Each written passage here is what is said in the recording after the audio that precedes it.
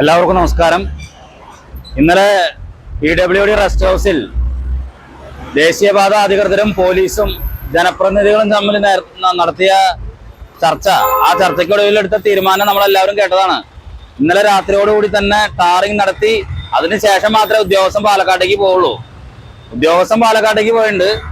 ഇവിടെ മുരിങ്ങൂര് ഒരു ടാറിങ് നടന്നില്ല, ഒന്നും നടന്നില്ല. അത് മാത്രമല്ല, ഗംഭീര പൊടിശല്യം. പൊടിയിൽ മുങ്ങിയിട്ടാണ് ഈ റോഡുകൾ ഇപ്പൊ നിൽക്കുന്നത്.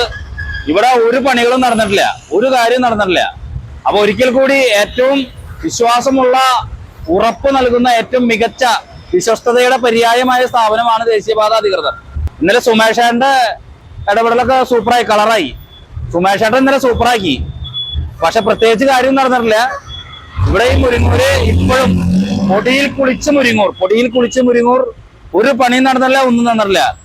ആളുകളെ വിഡ്ഢികളാക്കുന്ന ഒരു തീരുമാനത്തിനും കൂടി ഇന്നലെ സാക്ഷ്യം വഹിച്ചു എന്ന് വേണം പറയാൻ.